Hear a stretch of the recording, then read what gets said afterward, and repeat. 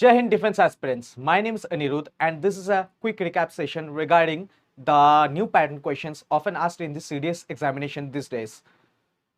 And there is barely 1 week left. So it's our high time to have a quick glimpse of these questions and analyze them properly so that whenever we go and attempt the main examination, we don't get confused, we don't get surprised, and it becomes a piece of cake for us. So let's get started.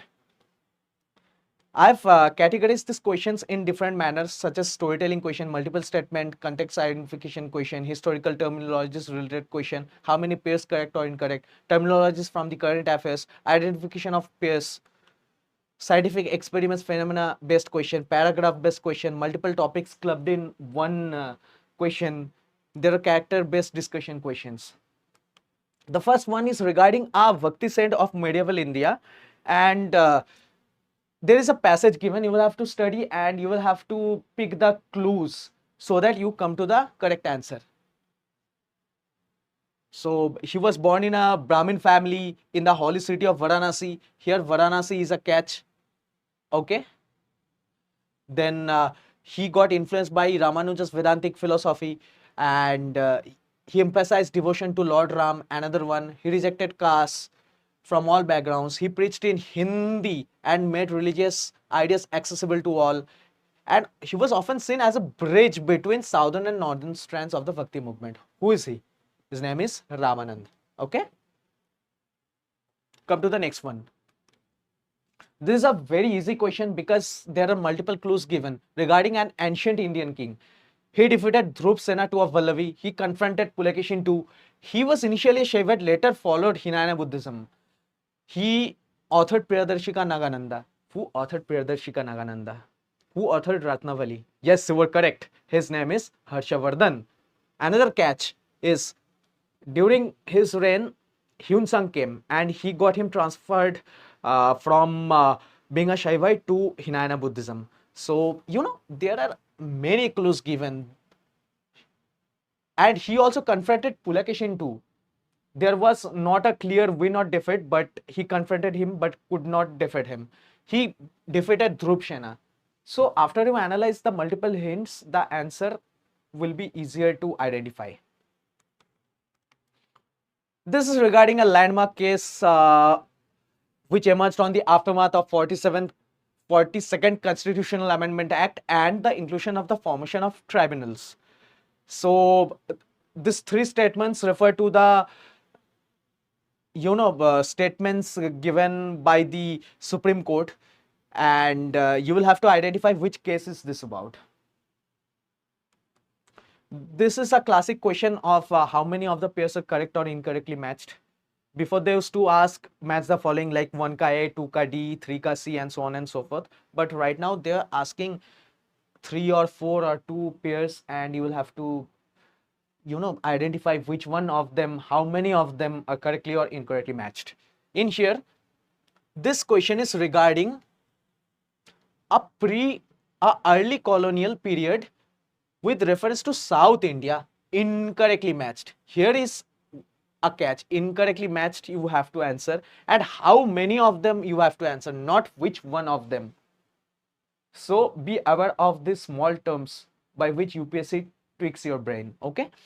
So the term pet means settlement. The term Puram means village. Dubashe means local spy. Vanir means laboring poor. Okay. All these terms are given in the themes in Indian history class 12th, I guess. 12th or 11th. So if you go through the NCERT, and UPSC has got a habit of cherry picking these terms from the NCERTs.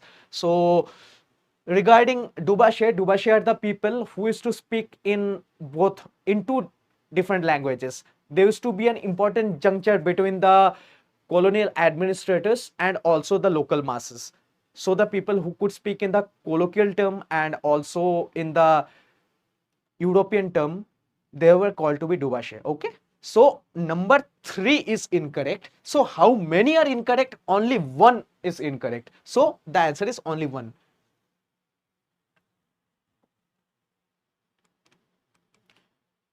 Again, 3 different military exercises are given and their places of conduct are given. How many of them are correctly matched? exercise Divya Drishti in Sikkim, right? Savanvay Shakti in Assam, right? Prachand Shakti in Rajasthan, no.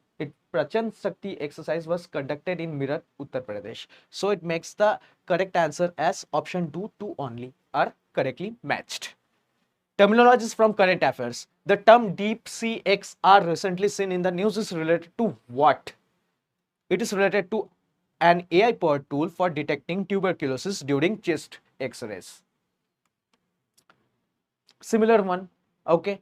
Four names are given of certain monuments and their names have been renamed. So the renamed places names are correctly or incorrectly matched or not. So all of them are correctly matched, but they've asked to identify the incorrectly matched pair. So which is none. So the correct answer is none. This is a question based on phenomena in our daily life. During a dive, our diverse body absorbs nitrogen gas. The nitrogen gas compresses due to water pressure and slowly saturates his body tissues. If a diver ascends too quickly, the nitrogen gas in his body will expand at such a rate that he is unable to eliminate it efficiently, and the nitrogen will form small bubbles, rupturing his tissues. So, what does this phenomena refer to? This phenomena refer to Boyle's law. Okay. Again, there are many terms: lignin, suberin, cellulose, pectin. All these are from the NCERT textbooks of class 9th or 10th. So if you study them properly, you will be able to, get to the correct answer. This is a question which is, CDS 1 2025 PYQ. In here, three different chapters or three different topics are clubbed in one single question. Madam, the Mount burial system of Ahom dynasty was inscribed in UNESCO. Correct. The government of India conferred status of classical languages to Pali, Assamese, Bengali and Maithili. No. Pali, Assamese and Bengali are considered as classical language but not Maithili. So this makes the option 2 incorrect. Project Pari is an initiative of Ministry of Education. No, it's also incorrect because Project Pari is something related to infrastructure. So this makes select the answer using the code below. Okay. Which of the following is correct? Only the number 1 is correct. So don't be in a hurry or in a rush and mark the option 1 which is 2 only. No, 2 only is given in the option 1. In option 2, 1 only is given. So you'll have to be aware of these small tricks. So this is a very unique kind of question which are asked by the UPSC these days. They will give a question that a certain person is referring to another person and discussing something. From that discussion, which of those places or which of those things were discussed, there will be a sequence of 4 or 5 words in the 4 options, and you will have to get to the correct sequence or the correct answer. Okay. For example, Rani told her friends that she visited famous monuments of South India: Brihadeshwar Temple, Channakeshwar Temple, Mahanavami Dibba and Shore Temple. So Mahanavami Dibba was made during the Vijayanagar Empire and it's in Hampi. So this option has been eliminated because number 3rd is Hampi in this and this.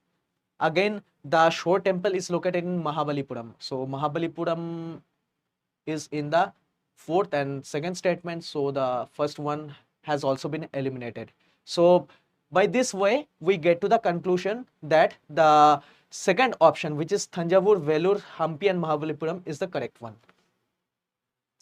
They might also tweak the question and ask you that a person went on the banks of a certain river and he passed through this wildlife sanctuary, this plateau, and finally in this ocean shore. So, and then in the answer, they'll ask you in which of these following states did he pass through. So you will have to find the correct answer, like similar to this one. Okay. So these are the questions which are, not that tough, but not that too easy. They're tricky. Okay.